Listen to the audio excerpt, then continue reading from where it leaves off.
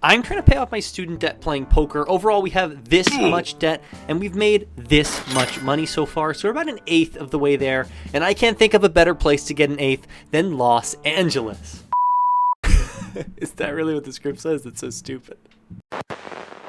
So we're heading over from the cold, rainy Northeast to sunny Southern California to play a week of cards. There's a ton of action in LA, but if you can't get all the way there, then you can access some great action from the comfort of your own home over on my favorite place to play. Don't forget to subscribe to the channel, like and hype this video, and let's get right into it.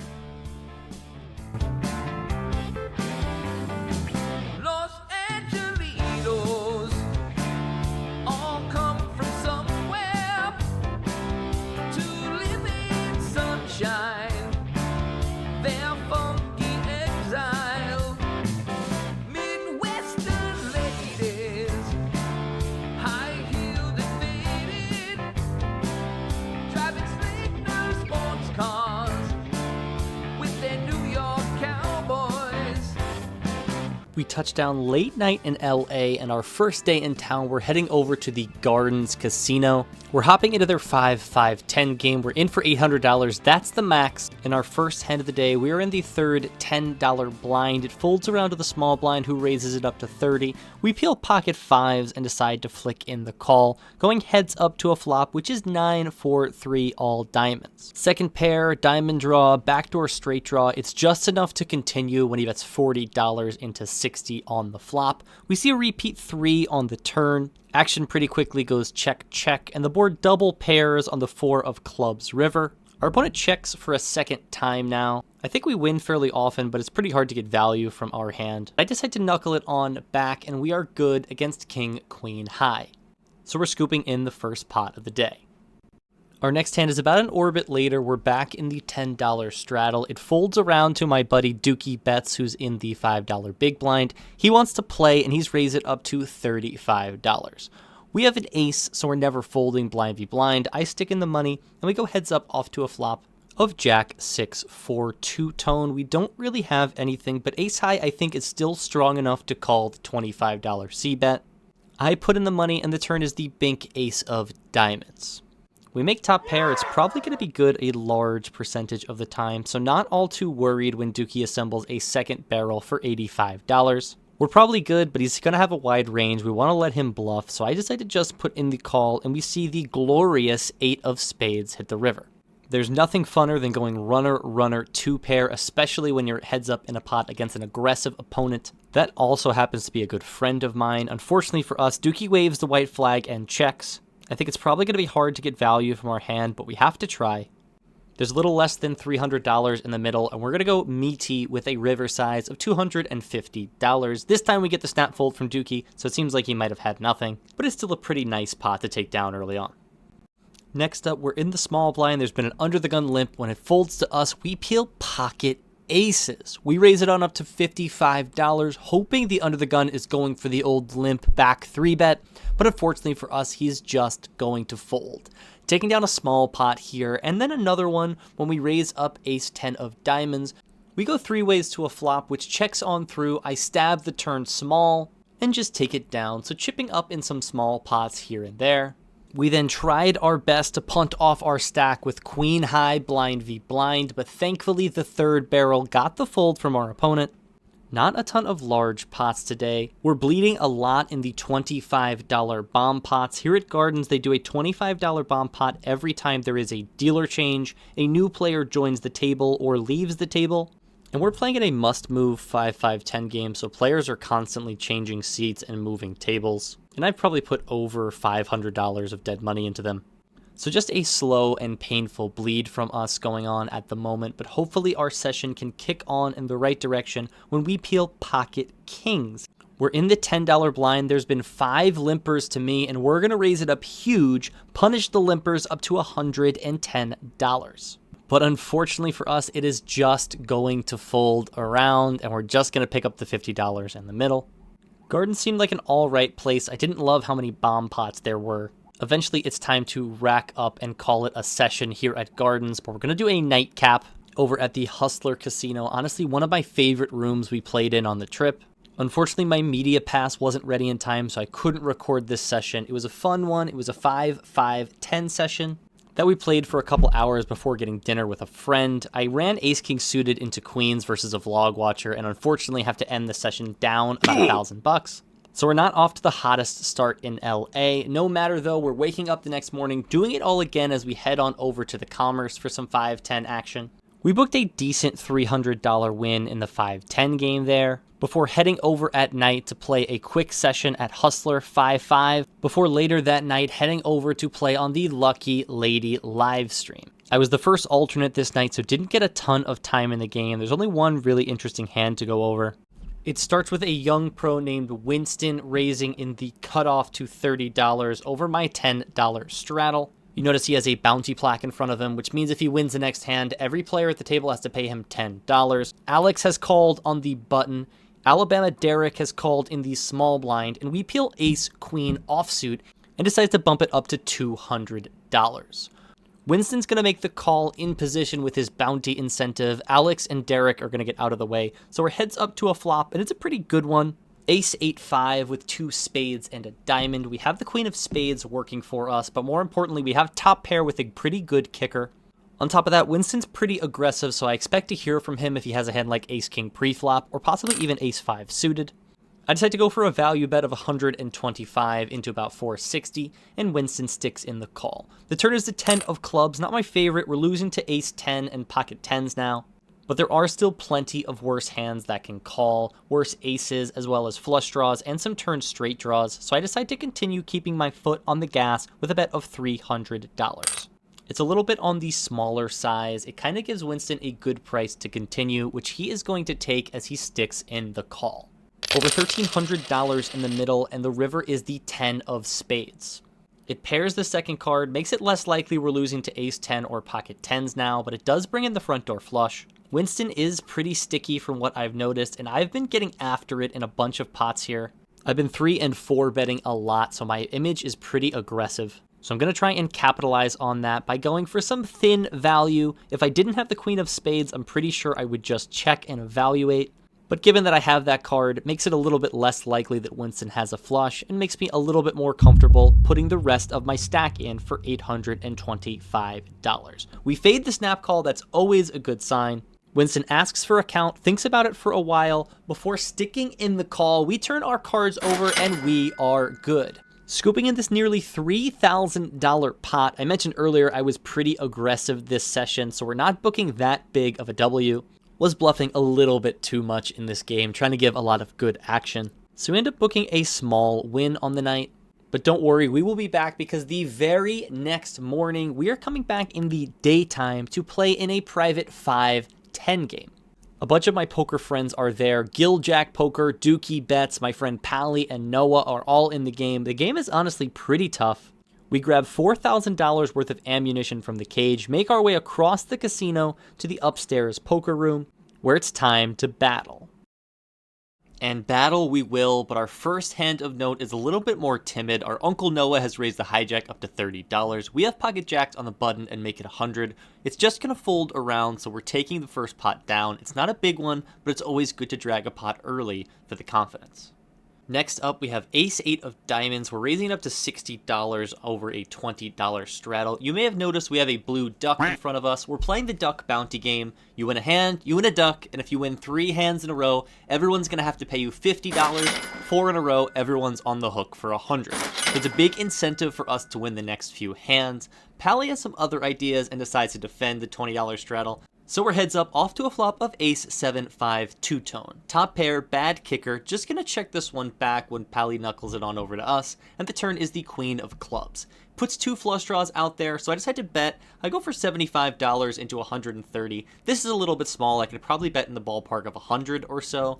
Pally puts in the call, and the river is the 4 of clubs. He checks once again. I don't necessarily think I'm going to lose all that often on this river, but it feels pretty hard to get paid by worse. So I decided to check it on back, and we are good. Scooping in the pot, but more importantly, we have secured our second duck, gearing up to go crazy on our third hand, where we are dealt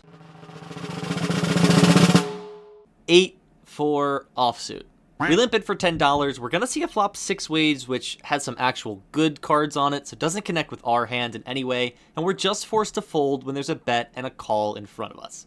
A little bit disappointing not to be able to battle a little bit more for the ducks, but we'll get them next time. There's going to be plenty of duck-influenced hands tonight, and this is definitely one of them. About an orbit later, Giljack has already won 3 hands in a row. We've paid him out $50, and he's now eligible to win a total of 600 additional bounty dollars. As a result, there's a couple limps for $10 before Gil is going to make it $400 to go. Super big raise size, trying to go for max fold equity. We're on the button and we peel ace king of clubs. Dream spot here. We started the hand about $1,800 effective. It's not that much more, so I decided to just move all in. Unfortunately for us, Gil probably had nothing because he just turbo mucks. We're going to be picking up a lot of dead money, and there's nothing wrong with that. This next hand's a pretty funky one. I'm curious to hear your feedback. Our friend Alabama Derek has raised the hijack to $25.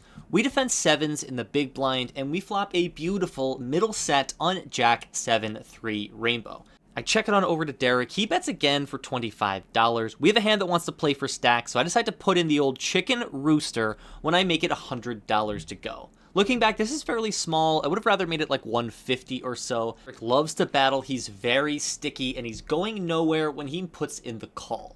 The turn is the rainbow ace, and I actually decide to get tricky one more time and go for another check. We're going to be playing very polar on the turn. I want to have some strong hands in the check-check line. I also think Derek might be prone to overstabbing this turn, so I want to get some money in from those hands.